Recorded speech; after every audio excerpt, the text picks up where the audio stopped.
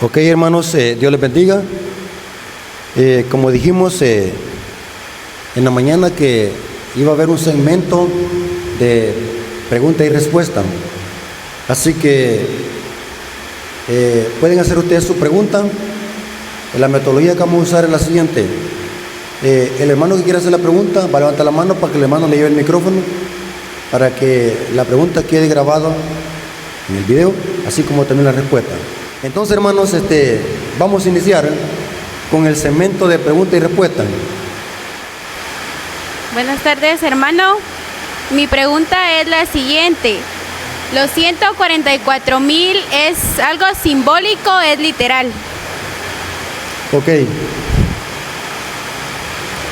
La hermana está haciendo la pregunta que si los 144,000 son simbólicos o son literales. Aquí va la respuesta. La Iglesia Adventista no tiene ninguna posición oficial sobre si son simbólicos o literales. Dice el comentario bíblico adventista que eso lo deja a la interpretación de los diferentes teólogos. Ahora, pero el hecho que la Iglesia Adventista no tenga ninguna posición oficial sobre esta clase de temas, sea simbólico o literal, siempre hay una posición que tiene más peso y más sentido. Por ejemplo, en la Iglesia Adventista, yo conozco teólogos que dicen de que los 144,000 son literales, y vemos a otros teólogos que dicen que es simbólico. Y quiero decirle, hermano, que cuando uno escucha ambas posiciones, ambos tienen sustento bíblico. Los que sostienen que los 144,000 son literales dan sus argumentos por qué creen eso, y tiene sentido. Cuando vemos y escuchamos la otra posición, que son simbólicos, dan sus argumentos y también tiene sentido. Ahora, ¿qué podemos hacer nosotros los adventistas cuando vemos dos posiciones respecto a esto? En lo personal, yo me inclino por la que tiene más argumento. Aunque ambas tienen argumento, pero siempre hay una que tiene más argumentos que la otra. ¿Me doy a entender?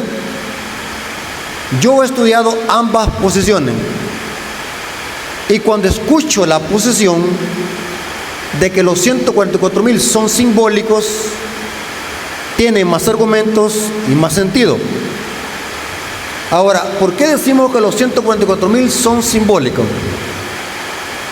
Porque en los dos capítulos que se mencionan explícitamente los 144,000, se mencionan elementos simbólicos. Y el contexto son elementos simbólicos. Por eso, hermanos, en lo personal, yo me inclino porque los 144,000 es un número simbólico. Representa al último ejército que Dios tendrá en esta tierra, que va a resistir a la bestia, su marca, y va a pasar por el tiempo de angustia de Jacob, y este remanente que estará vivo no pasará por la experiencia de la muerte. Pero ¿por qué número 12? Porque el número 12 representa la totalidad del pueblo de Dios. 12 por 12, más el 1000, 144,000. Por eso, hermanos, yo me inclino que los 144,000 es un número simbólico. Aunque las personas son personas literales de carne y hueso, pero el número representa al último ejército de remanente que Dios tendrá aquí en esta tierra. Si creemos de que los 144,000 son literales, ni uno menos ni uno más, caeríamos en errores de contradicción. Y la postura contraria tiene hueco, tiene vacío. Por ejemplo, si creemos de que los 144,000 son literales, ni uno más ni uno menos, tendríamos que creer de que son judíos literales. Y esto cae en otra contradicción, porque Dan desapareció de las 12 tribus de Israel por ser chismoso y por ser idólatra. vemos de que la lista es irregular de las 12 tribus de Israel que aparecen en Apocalipsis 7. Tendríamos que creer de que si los 144,000 son literales, tendríamos que creer de que solamente se van a salvar hombres, ni una mujer, porque dice que no se contaminaron con mujeres, significa que no se casaron, pero eso también es simbólico, representa que no se contaminaron con la falsa doctrina de la ramera y sus hijas. Son primicias. No podemos pensar de que los 144,000 sean peras y uvas. Primicia significa que son los primeros frutos de la última cosecha del tiempo del fin. Tendríamos que creer de que los 144,000 tienen un tatuaje en la frente. Tendríamos que creer de que los 144,000 están allá cerca del monte Carmelo, en el monte de Sión, con un corderito de 4 patas. Es ilógico eso. Todo es simbólico. Y saben, hermanos, que yo quisiera que alguien me hiciera esa pregunta, que si los 144,000 son los mismos que la gran multitud. ¿Alguien quiere hacer la pregunta? Nadie. Ok, pero la pregunta ya fue contestada. Yo me inclino porque son simbólicos, pero usted también puede hacer su estudio personal y puede llegar a la conclusión diferente. Pero yo me inclino más porque los 144,000 son un número simbólico. O sea, no podemos discutir eso. O sea, eso no es cuestión de salvación ni doctrina. Lo que sí debemos de preocuparnos, dice Elena de White, es que tengamos el carácter de los 144,000. Porque yo puedo estar discutiendo con usted toda la noche que si son simbólicos, si son literal, pero quizás no tenemos el carácter de los 144,000 y los vamos a perder. Así que lo más importante es que tengamos el carácter de los 144,000. ¿Cómo dicen amén? Amén. ¿Alguna pregunta más? Buenas tardes, hermanos. Feliz sábado. Amén. Mi pregunta es, por ejemplo, usted mencionaba de que el espíritu de profecía, para ser específico, los libros de la hermana White, específicamente de la hermana White, está al mismo nivel que las Sagradas Escrituras. Ahora, hay algunos temas que, por ejemplo, resulta ser controversial, al menos en este lado, quizá en Estados Unidos no. Por ejemplo, ella apoya la celebración de la Navidad, que no hay ningún problema que nosotros pongamos un arbolito de Navidad y algunos hasta ya ponen el pesebre y todo eso, el nacimiento. Entonces, hermano, que de acuerdo al estudio que usted ha tenido, al menos en lo personal y que yo creo es de que no apoyo esa idea, pero ¿usted qué opina? Por ejemplo, ella al menos apoya y en algunos otros temas, ¿verdad? Ok, hermanos, quiero decirles, hermanos, en primer lugar que Elena de White, los profetas eran humildes. No vemos ningún profeta que haya dicho yo soy profeta. Créanme lo que digo. Ellos eran humildes. ¿Se acuerdan cuando Isaías vio el trono de Dios en visión? Ay de mí que soy pecador. Y dice que Dios puso un carbón encendido en sus labios. Los profetas son humildes. Elena de White le preguntaba, ¿tú eres la profetisa del Señor? Ella le decía, yo no soy profetisa, soy la mensajera del Señor. Porque eran humildes. Pero cuando leemos los escritos, Elena de White era profetisa. Porque Elena de White, ella dice, mi obra es más que un profeta. Eso lo dice en Mensaje Selecto. Sobre el tema de la Navidad, aquí les va la información. ¿Traen donde anotar? Si no traen donde anotar, anótenlo en la camisa. Ahí cuando llegue a la casa la lava. Hermanos, así como el diablo tergiversa la Biblia, también el diablo tergiversa los escritos de Elena de White. Ella dijo en muchas partes, si leen los testimonios, tengan en cuenta el tiempo y lugar. Igual como en la Biblia. Un ejemplo. Pablo dice, hoy vemos como por un espejo. la gloria de Dios. En los tiempos de Pablo no existían espejos como los que hoy conocemos. Eran espejos oscuros que costaba verse.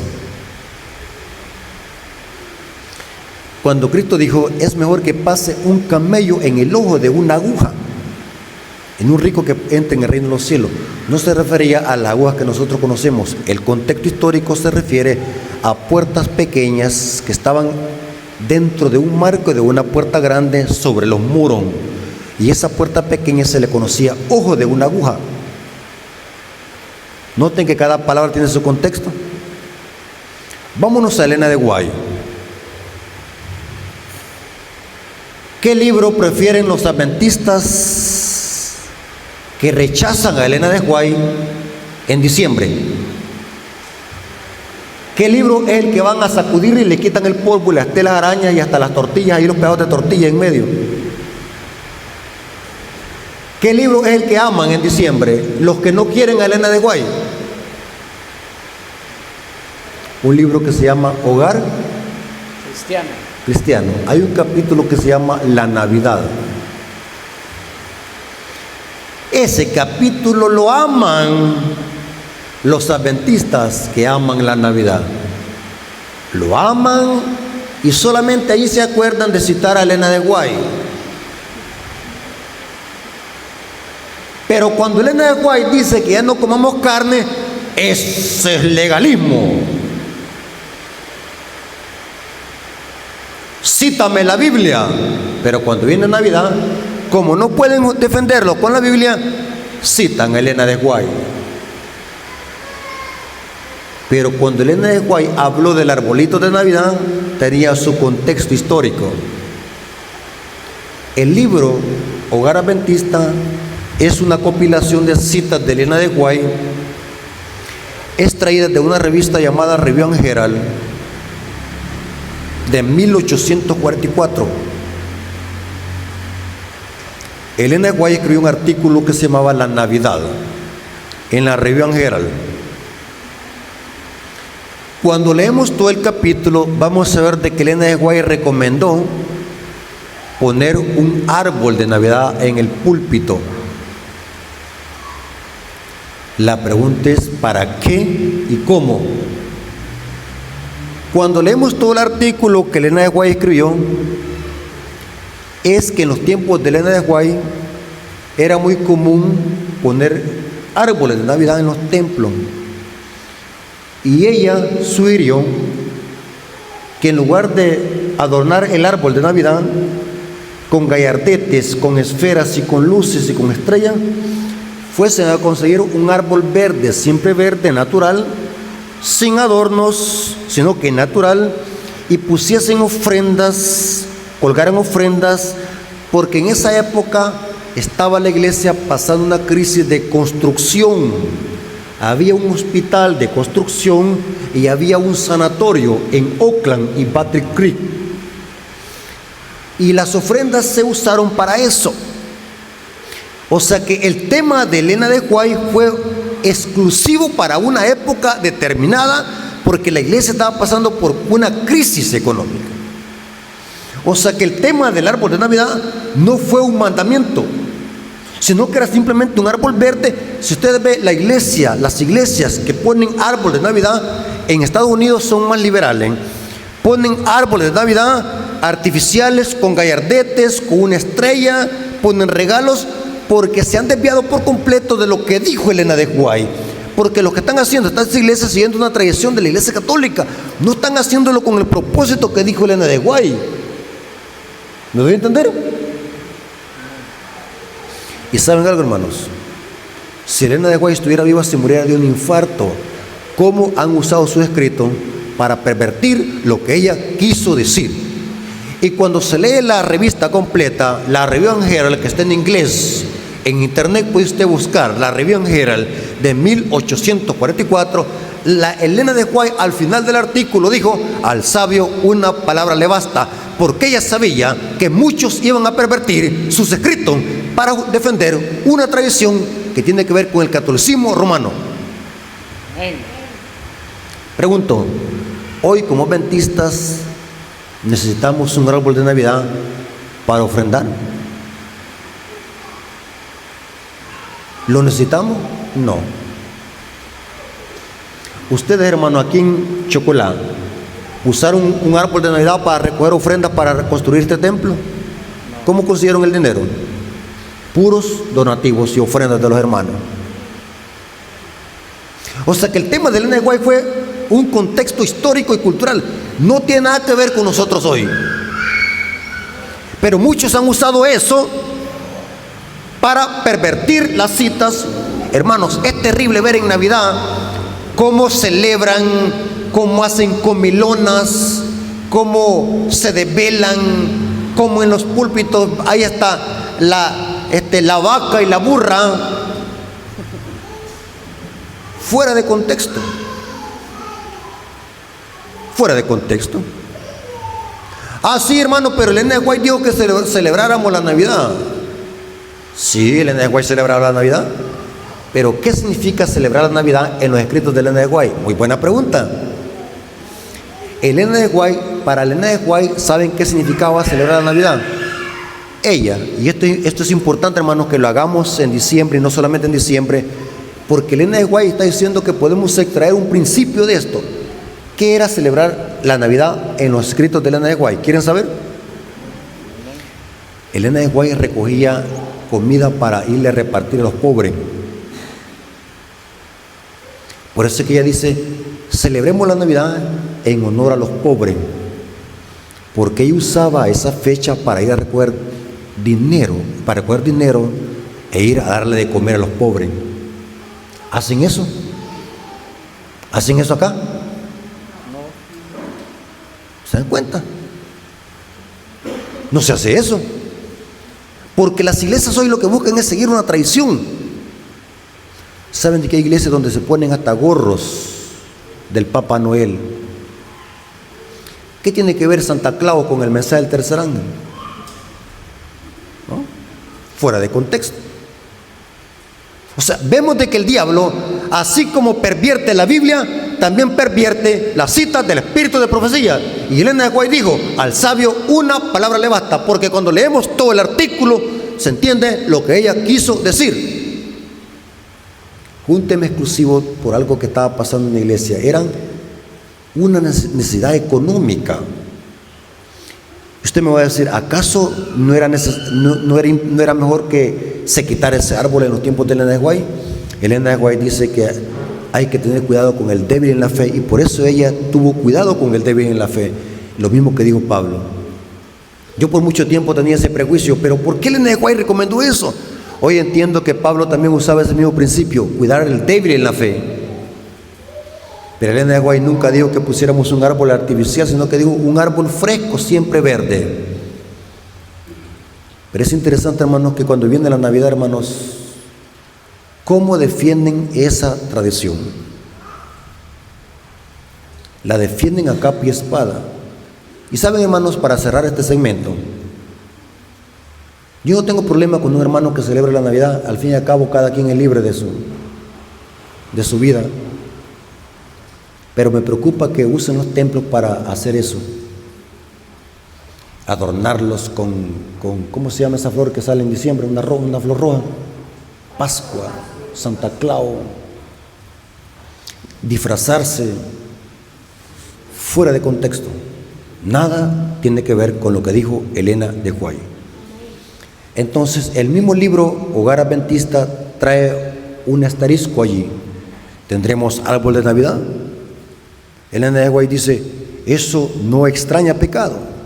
Hay un asterisco que cuando usted puche el asterisco en línea, en la aplicación, ahí le dice, esto tiene que ver con proyectos de construcción que estaba la iglesia terminando en esa época. No tiene nada que ver con tradición ni con fiesta. Fuera de contexto. Pero como no leemos, no queremos leer, yo tengo un video en mi canal, hermanos, donde explico profundamente en un culto, fue en una escuela sabática que en mi iglesia expliqué todo eso.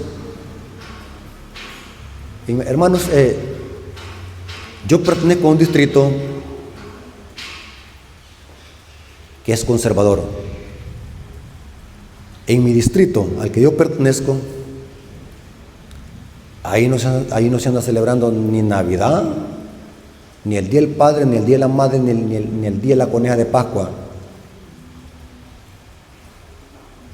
¿Se dan cuenta? Ahí no celebramos nada de eso. Ni los sábados no lo usamos para celebrar eso.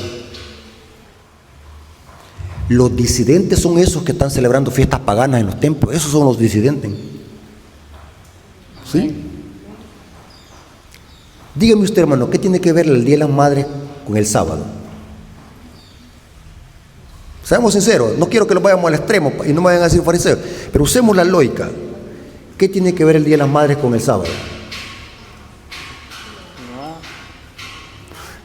Fuera de contexto. Ahora bien, yo siempre le he dicho a los hermanos, y eso siempre lo he dicho yo, y en mi iglesia le he dicho varias veces. Usted en su casa puede celebrar lo que usted le dé la gana, puede celebrar Halloween, puede celebrar el día del Santo Pepe de Atocha, cualquier cosa puede celebrar. Pues saben, hermano, que yo me enojo cuando usen los templos, hermano, y esto va para los ancianos de aquí de esta iglesia. Jamás vayan a permitir que los templos se usen para eso. Los templos adventistas y el púlpito es únicamente para predicar la palabra de Dios y honrar a nuestro Creador. No podemos estar celebrando cosas del mundo. En su casa, si usted quiere hacerlo, hágalo, porque ahí no lo mando yo, no lo mando. No lo puedo andar mandando usted porque me puede pegar un balazo o me pueden ofender. Pero otra cosa aquí el templo. Usted me va a decir, hermano Rafael Díaz, lo siento como algo fanático y extremista. No, hermanos, es lo lógico, es lo razonable, es lo sensato. El templo no es para celebrar fiestas paganas. ¿Es para qué? Para venir a adorar a nuestro Dios. O dígame usted, ¿con qué objetivo hicieron este templo? ¿Para qué lo hicieron? ¿Por qué estamos aquí nosotros, hermano? Estamos adorando a nuestro Creador. Amén. Siguiendo el ejemplo de Cristo. ¿A qué iba Cristo a la sinagoga? A estudiar las Escrituras. Nada más. Y aparte que los judíos tenían muchas tradiciones, pero Cristo nunca participó de ellas. Cristo era celoso en la predicación del Evangelio. Así que, hermanos, hay más información sobre eso. Yo tengo mucha información sobre eso. La Navidad en los escritos de Elena de White, versículos en su contexto, se llama. Muy buena información. Hay que leer.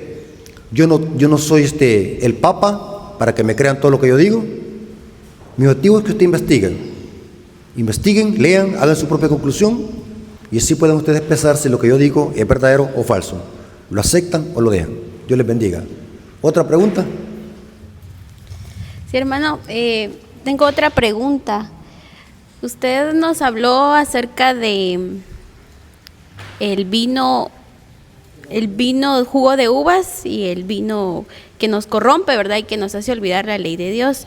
Sin embargo, muchas personas, sobre todo los católicos, utilizan lo que dice Primera de Timoteo 3:8, que dice así: de igual manera los diáconos deben ser honestos y sin doblez, no demasiado afectos al vino ni codiciosos de ganancias deshonestas. También hay otro versículo en Primera de Timoteo 5:23 que dice: ya no bebas agua, sino usas de un poco de vino por causa de tu estómago y de tus frecuentes enfermedades.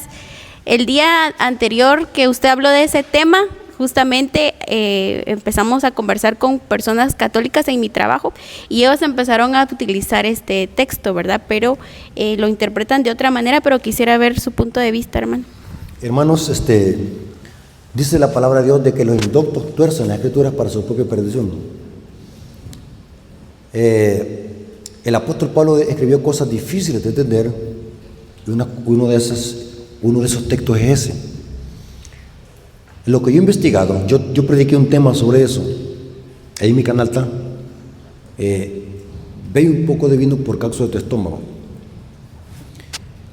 Hice una investigación profunda, histórica y contextual de ese pasaje, o de esos pasajes, era de que en los tiempos de Pablo el alcohol se usaba como cloro. ¿Sabe para qué sirve el cloro? ¿Para qué, hermano? ¿Para qué se le echa cloro al agua? Para desinfectar. Correcto. En los tiempos de Pablo, y esto ustedes lo pueden ir a investigar, y lo corrobora el comentario bíblico adventista, dice que el agua, en los tiempos de Pablo, y el agua que tomaba Timoteo, estaba tan contaminada que a mucha gente padecía de diarrea. Y Timoteo estaba con diarrea, estaba enfermo del estómago. Y Pablo le dice que esa agua que está tomando, que la desinfecte, o sea que el alcohol se usaba como algo estílico, como cloro en los tiempos, era muy común. Muchos historiadores hablan de eso. La historia confirma que era muy común en la cultura hebrea y judía y otras culturas usar el alcohol como estílico. O sea que el apóstol Pablo está diciéndole a Timoteo que bebe un poco de vino, o sea, alcohol, por causa de tus frecuentes enfermedades. O sea que a Timoteo estaba malo el estómago, y eso era muy común, diarrea, porque se consumía agua contaminada. O sea que el tema de Pablo no es decirle a Timoteo que se eche un tapping. ¿Saben qué es un tapping? Un trago. En El Salvador decimos un tapping. O sea, no está diciéndole Pablo a Timoteo, échate un trago para que andes alegrón en la casa. No, era un problema estomacal que Timoteo tenía, y el alcohol se usaba en un sentido estílico, como el cloro. ¿Me doy a entender? ¿Cómo se pone a creer, hermanos? Por eso es que les digo, un texto debe de interpretarse en su contexto. Supongamos de que el apóstol Pablo estuviese diciendo, entre comillas, Timoteo, si quieres estar saludable, tómate 2 cervezas, así como dice Luis Toro, tómate 4 cervezas para que tengas una buena salud. Si el apóstol Pablo estuviese diciendo eso, eso contradice otras partes de Pablo, porque Pablo dijo, ¿o ignoráis que vuestro cuerpo es templo y morada del Espíritu Santo? ¿Verdad que contradice eso? Que el apóstol estuviese promoviendo las bebidas alcohólicas. Por lo tanto, ese tema de Timoteo es un tema que tiene que ver con salud, porque el alcohol se usaba como estílico, o sea, como cloro, para purificar las aguas sucias. Porque yo estaba analizando, hermanos, investiguen. Yo tengo un libro que se llama La Biblia Responde, y me gustó cómo explica eso. Dice que, y da muchas referencias de historiadores como Flavio Josefo, otros historiadores, otros médicos que vivieron cerca de ese siglo, donde dice que los médicos sugerían a sus pacientes que para desinfectar las aguas sucias le echaran alcohol al agua, como tipo cloro. Eso lo dice la ciencia. Inclusive pueden meterse a Google, al internet, y pregunten cómo se usaba el alcohol en los tiempos bíblicos, o en esa época, en el siglo II, en el siglo IV, se usaba en un sentido estílico para desinfectar como cloro, como lo usamos hoy. Y dicen los médicos que el alcohol puede desinfectar el agua un 85% de las bacterias. Interesante. Pero ¿qué dicen hoy los católicos? Hermano, ¿desde cuándo un católico estudia la Biblia a profundidad? Si ellos son como loros, repiten solamente lo que dice Luis Toro. O sea, los católicos se aprenden versículos de memoria, pero para torcerlos, no para estudiarlos. O sea, un católico no estudia la Biblia como los adventistas del séptimo día. Ellos lo que hacen es aprenderse un montón de textos bíblicos para que cuando llegue un adventista, tirarlos como una gran ráfaga. Pero no saben lo que significa. Hoy es que los católicos citan la Biblia, pero antes solamente el catecismo citaban. Entonces, esa es la respuesta más lógica y sensata, usando el contexto histórico y los contextos de las cartas de Pablo. Pablo fue uno de los grandes hombres que sí defendió la salud. Pablo dice, el que destruye el cuerpo, yo lo destruirá a él. O sea, cuando estamos metiéndole al cuerpo bebida alcohólica, hermanos, eso, estamos dañando el cuerpo. ¿Alguna otra pregunta, hermano? Terminaron. Hermano. Una pregunta, hermanos. Fíjese que hemos hablado del don de lenguas, que el don de lenguas fueron esparcidas diferentes lenguas, dicen el día del Pentecostés, Pero ahora Pablo dice el don de lenguas angelical. ¿Es diferente o es lo mismo? Porque a veces decimos que el don de lenguas angelical, quizás nos puede dar, explicar cuál es esa lengua angelical que menciona Pablo en Corintios. Ok, ese pasaje está en 1 Corintios 13:1. Dice el apóstol Pablo así. 1 Corintios 13:1. Si yo hablase en lenguas humanas y angélicas y no tengo amor, vengo a ser como metal que resuena o címbalo que retiñe. O sea, si no tengo amor, dice Pablo, vengo a ser como cumbo viejo que hace ruido. ¿Entienden qué significa eso? Una lata vieja o un cumbo de lata que hace ruido.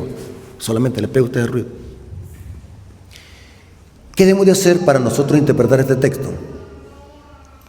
Tanto en el capítulo 12 de 1 Corintios, Pablo está hablando de los dones espirituales.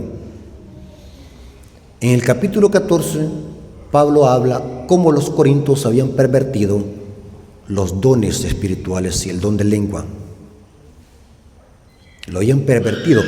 La iglesia de Corintios, hermanos, era una iglesia problemática. Había allí alguien de que estaba viviendo sexualmente con su hermadrastra. 1 Corintios 5:1.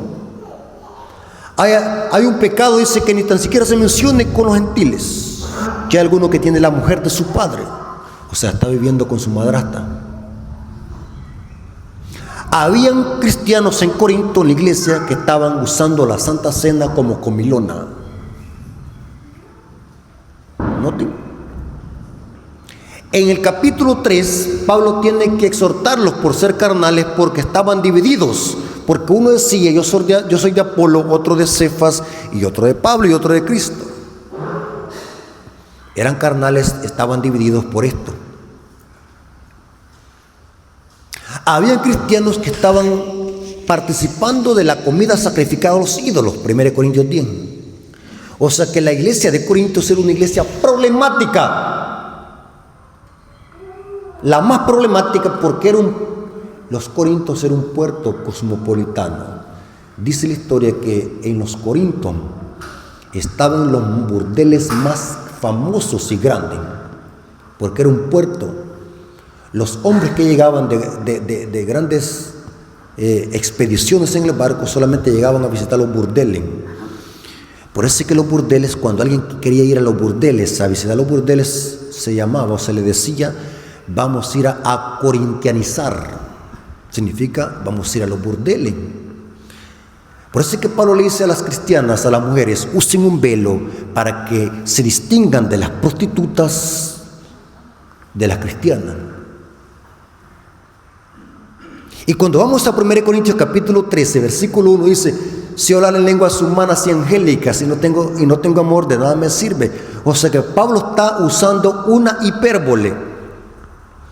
¿Qué es una hipérbole? Es usar un ejemplo exagerado para enfatizar un punto y una verdad espiritual. En otras palabras, Pablo está usando el idioma de los ángeles para decir: si yo hablase aún hasta el idioma de los ángeles, pero no tengo amor, de nada me sirve. O sea que Pablo no está diciendo que podemos hablar lengua de los ángeles, simplemente está usando una expresión exagerada para decir de que nosotros podemos llegar al punto de hablar como los ángeles, pero si no tengo amor, de nada me sirve, porque el mayor don es el amor. El idioma de los ángeles nadie lo conoce. Una vez un evangélico estaba hablando de la lengua, Sarabaya, Sarabaya, y terminé que hablara.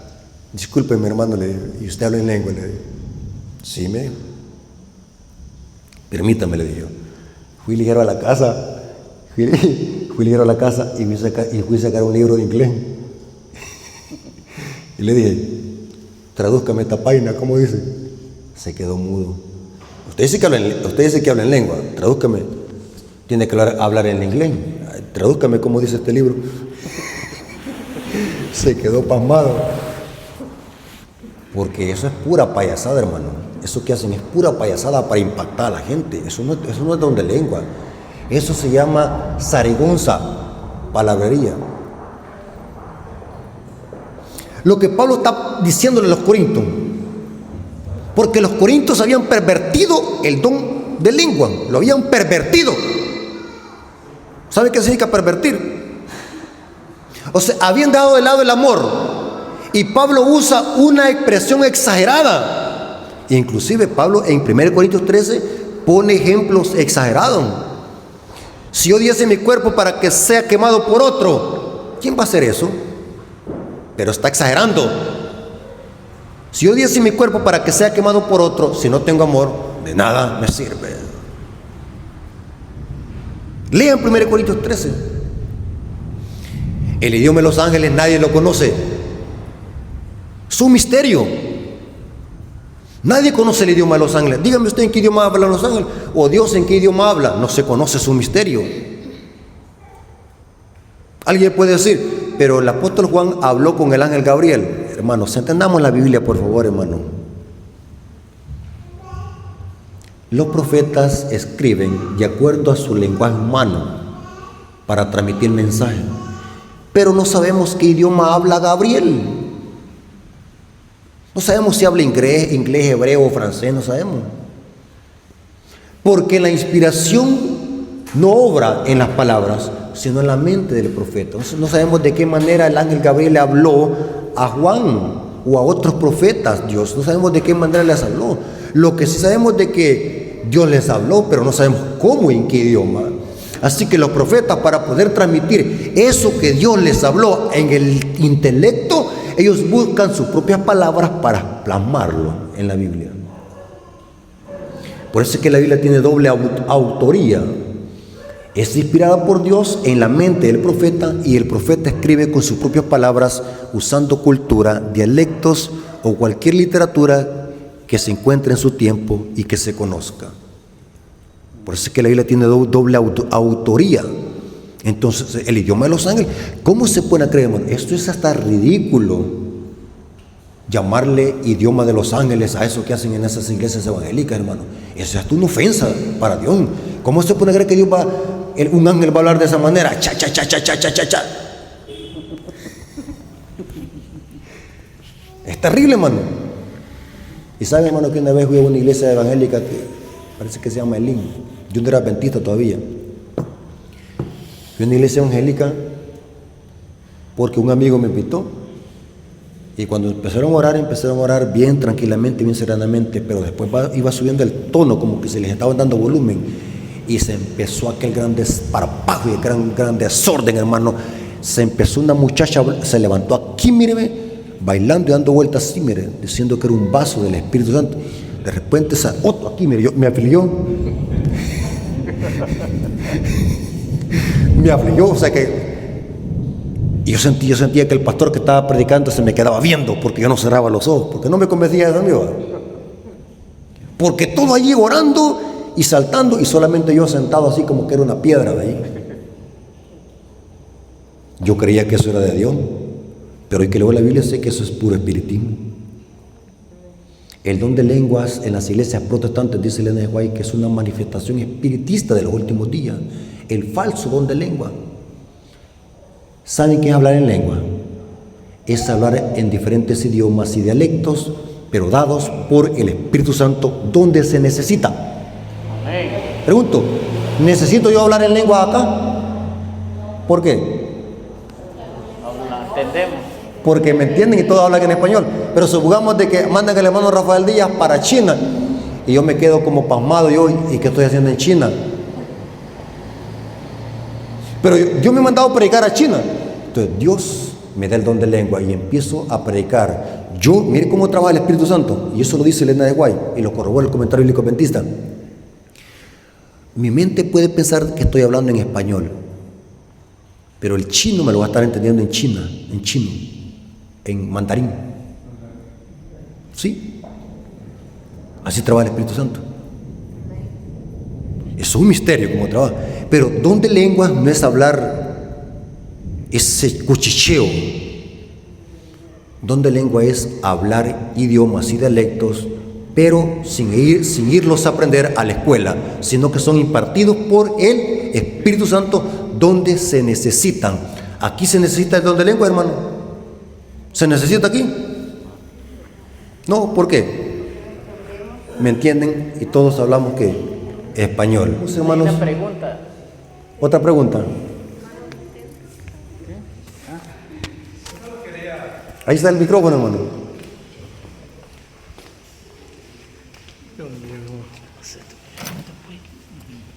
Tengo una pequeña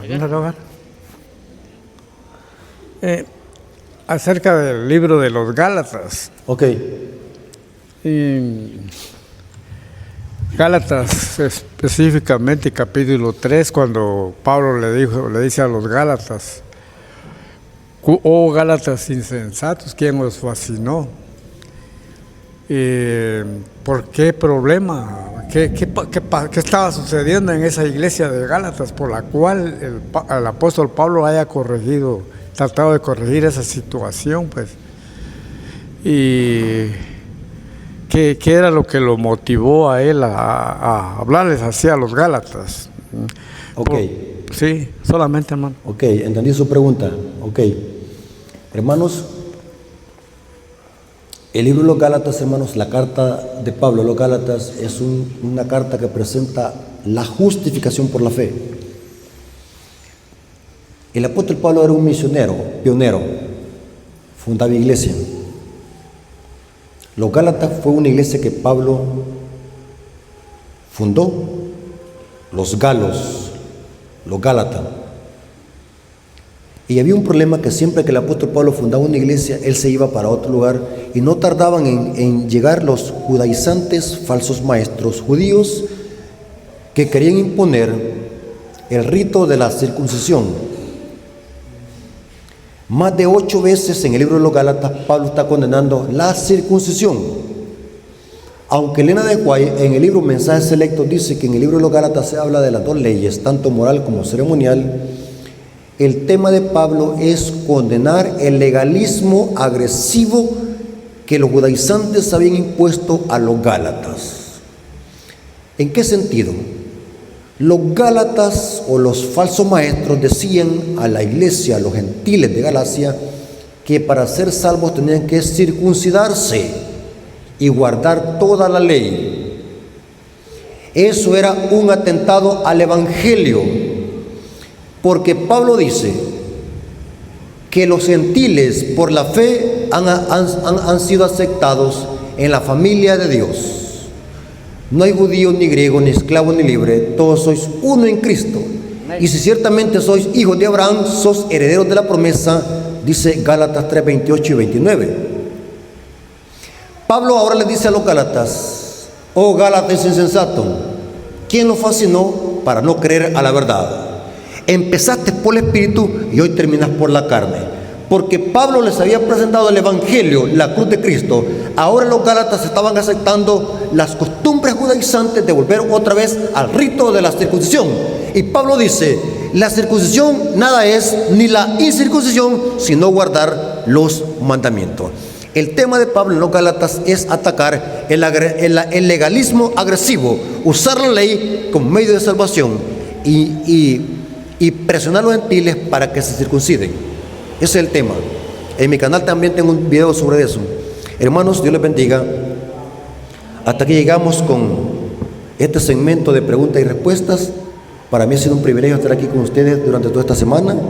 Les agradezco porque me soportaron. ¿Sí? Entonces, estamos haciendo planes con el hermano para que tal vez en enero pueda estar aquí otra vez, si Dios nos permite, con vida. Así que les pido por favor, hermanos, que nunca se olviden de mi ministerio de orar por mí. Oigan, y vean los videos del canal. Oren por mí y vean los videos del canal. Así que Dios les bendiga, hermanos, y que la honra y la gloria haya sido para nuestro Dios.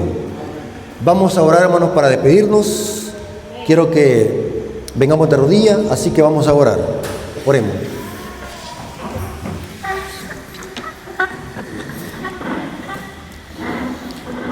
Bendito Señor que estás en el cielo, santificado sea tu nombre. Te damos gracias porque nos permitiste durante toda esta semana estudiar tu palabra. conocer las profecías de Daniel y Apocalipsis, conocer temas de verdad presente, conocer temas sólidos de profecía. Gracias, Padre, porque disfrutamos de este manjar celestial durante toda esta semana y este sábado. Gracias, Señor, por tu amor. Gracias porque sostuviste a tu siervo para que tu siervo pueda ser usado por tu Espíritu para predicar estas verdades que el mundo necesita. Bendice la iglesia de Chocolá, bendice a sus miembros, bendice a sus líderes y bendice a los demás hermanos de diferentes iglesias. Gracias, Señor, por tu amor, gracias por tu misericordia. Y en este momento, Señor, te pido de que me conduzcas con bien hacia mi hogar, ya que mañana tengo que viajar a mi país, muy de mañana, muy de madrugada. Te pido, Señor, de que tus santos ángeles me protejan en el camino y conduzcas al motorista del bus.